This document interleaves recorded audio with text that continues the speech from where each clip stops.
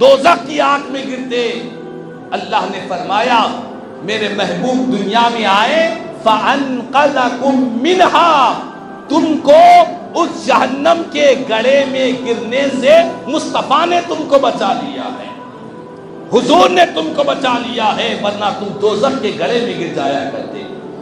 تو وہ آقا جن کے صدقے میں اللہ نے ہمیں جہنم کی آگ سے بچایا ہے، وہ آقا جن کے ذریعے ہمیں ایمان کی نعمت ملی ہے، وہ نبی محتشم جن کے ذریعے ہمیں اللہ کا کلام، خالق کا کلام قرآن ملا ہے، وہ رسول اکرم جنہوں نے ہمیں رحمان کا پتہ بتایا ہے، اس محبوب کی آمد کے موقع پر خوشی کا اظہار نہ کریں گے تو کس موقع پر خوشی کا اظہار کریں گے؟ ان کی آمد پر دلوں میں مسرتوں کا اظہار نہ ہوگا تو کس کام کے موقع پر خوشی کا اظہار ہوگا؟ ہمارے گھر جب کوئی بچہ پیدا ہوتا ہے، خوشی کے مارے غریب سے غریب ہی کیوں نہ ہو، بچے کی پیدائش پر ایک مٹھائی کا ڈبہ لا کر رکھتا ہے ہاسپٹل میں مٹھائی کا ڈبہ ہوتا ہے، ہر آنے والے کو مٹھائی پیش کی جاتی ہے۔ کوئی آج تک یہ نہیں پوچھا مجھ سے کسی نے کہ فلاں کے گھر بچہ پیدا ہوا تھا، میں نے ہاسپٹل کو گیا، وہاں پر مجھے مٹھائی کھلائی گئی، خوشی میں وہ مٹھائی کھانا میرے لیے جائز تھا یا ناجائز تھا؟ کسی نے آج تک یہ سوال نہیں کیا۔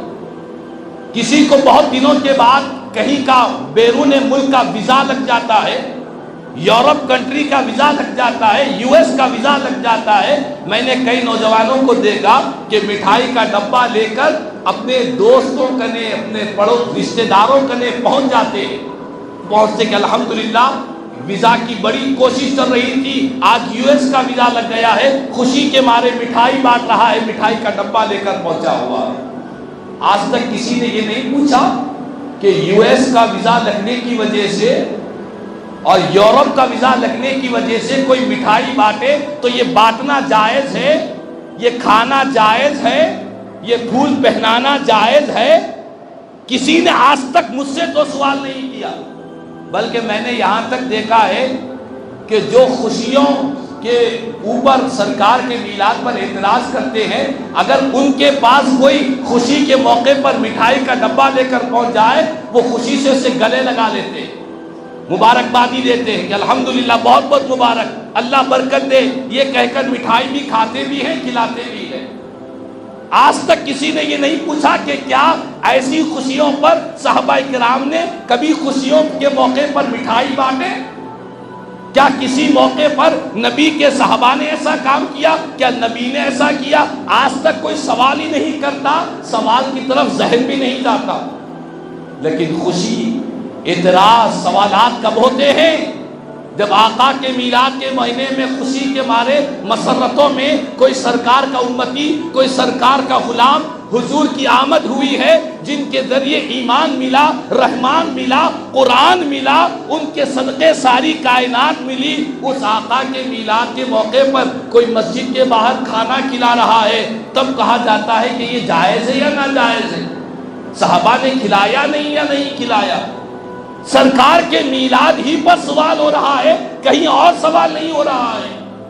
تو کہنے کا مقصد یہ ہے کہ آج ایسا غلط ماحول پیدا کیا جا رہا ہے، میلاد النبی کو سمجھ نہ سکے، حضور کے میلاد کی خوشی کو پہچان نہ سکے، دنیا کی ہر خوشی کو دل ایکسپٹ کر رہا ہے، دنیا کی ہر خوشی کو، ہر سیلیبریشن کو دل قبول کر رہا ہے، لیکن آقا کے میلاد کی خوشی کو دل قبول نہیں کر رہا ہے۔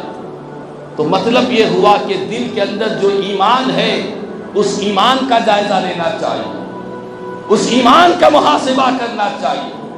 اللہ نے قرآن میں فرمایا اللہ کے فضل پر، اللہ کی رحمت پر خوشیوں کا اظہار کیا جائے۔ گھر میں بچہ پیدا ہوا، یا یہ نعمت بڑی ہے یا سرکار کی آمد بڑی نعمت ہے؟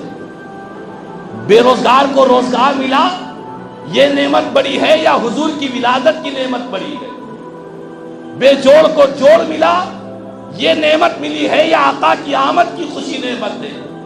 آپ اور ہم کہیں گے دنیا کی ساری نعمتوں کو ایک جگہ جمع کر کے مدینے والے آقا کی دہلیز پر قربان کر دیا جائے۔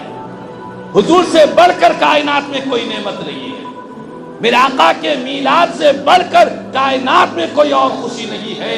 سب سے بڑی خوشی آمینہ کے لال، نبیوں کے سلطان، رحمت للعالمین صلی اللہ علیہ وسلم کی ذات بابرکت کی آمد، یہی سب سے بڑی نعمت ہے۔